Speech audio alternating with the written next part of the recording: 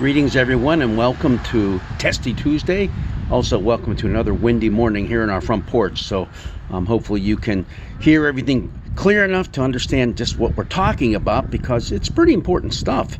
It is our Old Testament reading for the first Sunday in Lent. Very familiar one. In fact, if you're a child of the 50s, 60s, maybe even partially into the 70s, go ask Aunt Ruthie or mom or dad or grandma and grandpa to pull out the old flannel graph that they would do the Bible stories with you on. That was in the day and age before all the modern stuff we have now. It's the story of Adam and Eve and their fall from grace. We often call it the fall.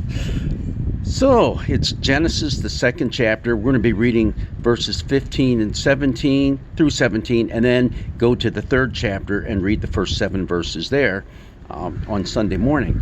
But what is going on here? The fall story, as we often call it, original sin, all that kind of stuff. Well, you know the basic outline of the story. God creates everything, creates Adam, then he creates Eve, then he places them in the garden to take care of it, and he says, hey, eat whatever you want, whatever you can see in here, except don't touch anything from that tree. Only he didn't say, don't touch anything from that tree. He said, don't eat anything from that tree. You see, Eve gets it a little messed up whenever she's questioned by God a little bit later. Yeah, he said not to eat or touch anything. No, God just said don't eat of it. Don't eat of that fruit. What tree was it? This is the Testy Tuesday question. Was it an apple tree? Was it a pear tree? Was it the tree of knowledge? Or was it the tree of life? Yeah, which tree was it? Apple, pear, knowledge, life.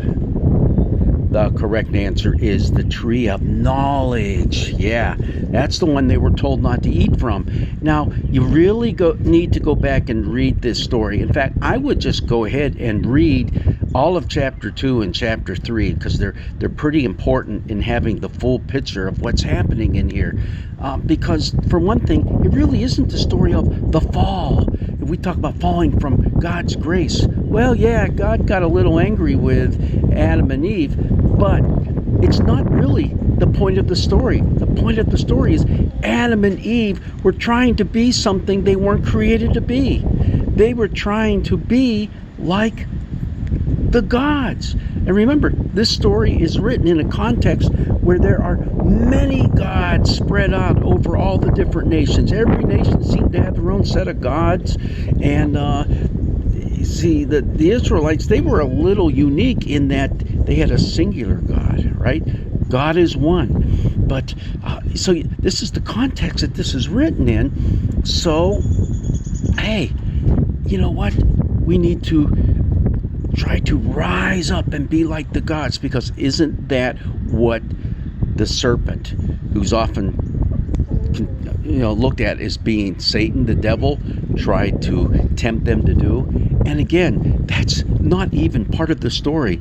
The serpent is just a crafty old creature who didn't know any better than Adam and Eve. It's not until much later in the history of Judaism and in the church that the serpent is identified as Satan. Yes, much later. So keep that in mind as well. Right now, he's just trying to say, hey, yeah, you know that tree right there looks like pretty good stuff.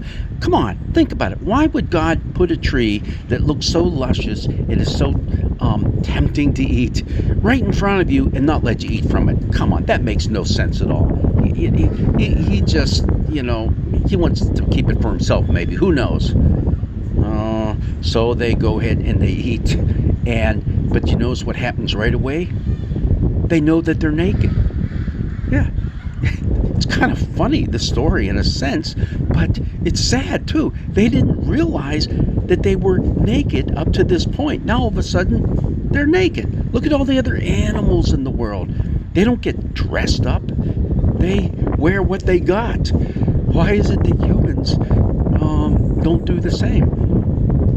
Well, this is kind of the story that answers that for us. And it's a story of knowledge that we really didn't need to have. Yeah, really didn't need to have. In fact, if you look later into Jewish literature, in the wisdom, Psalms, and other literature, you see that, yeah, all of a sudden, this whole emphasis on being wise and having knowledge is important. But what it tells us is we need to live within the limits that God places for us. We have a place, and God is beautiful and wonderful and loves us and wants to take care of us. In fact, did you notice, if you read a little beyond the text for this coming Sunday, you see that God takes care of Adam and Eve. He sews for them garments made out of animal skins. Yeah, why? Because the ones that they tried to make out of leaves, they were falling apart all the time, ripping and stuff like that. No, God still cares for his beloved creation, including these two humans, Adam and Eve. It's a pretty complex story, and it has really nothing to do with original sin. Yeah, keep that in mind as well. That is St. Augustine, centuries later, centuries into the Christian church, who came up with that concept.